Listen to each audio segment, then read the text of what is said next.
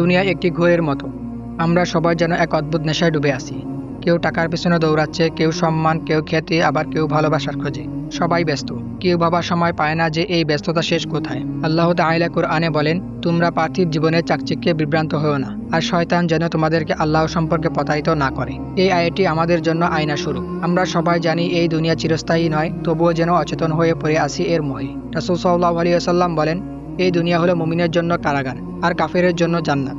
অর্থাৎ এই দুনিয়ায় মুমিন কখনোই পুরো স্বস্তিতে থাকতে পারে না, কারণ তার চোখ সবসময় পরকালের দিকে। কিন্তু আমরা এখন যেন পুরো উল্টো পথে হাঁটছি। আমরা সাজাচ্ছি এই দুনিয়ার ঘর, আর ভুলে যাচ্ছি সেই ঘর যেখানে আমরা চিরদিন থাকব। দুনিয়া আমাদের এমনভাবে মুগ্ধ করে রেখেছে যেন আমরা এক ঘরের মধ্যে বন্দী। যখন ঘোর কাটে তখন মানুষ নিজেকে দেখে কবরে শুয়ে আছে নিঃশব্দে। আল্লাহ তাআলা কুরআনে বলেন, তোমরা যেখানে থাকো না কেন মৃত্যু তোমাদেরকে খুঁজে নেবে, যদিও তোমরা সুরক্ষিত দুর্গের ভেতরেও থাকো।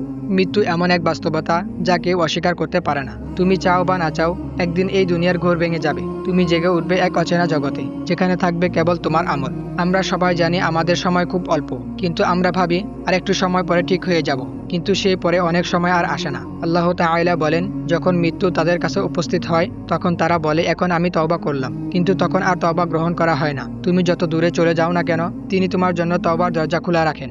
রাসূল সাল্লাল্লাহু আলাইহি ওয়াসাল্লাম বলেন, আল্লাহ প্রতি রাতে প্রথম আসমানে নেমে আসেন আর বলেন, কে আসো যে আমার কাছে ক্ষমা চাইবে, আমি তাকে ক্ষমা করব। তোমার রব তোমার দিকে তাকিয়ে আছেন, অপেক্ষায় আছেন তোমার ফিরে আসার।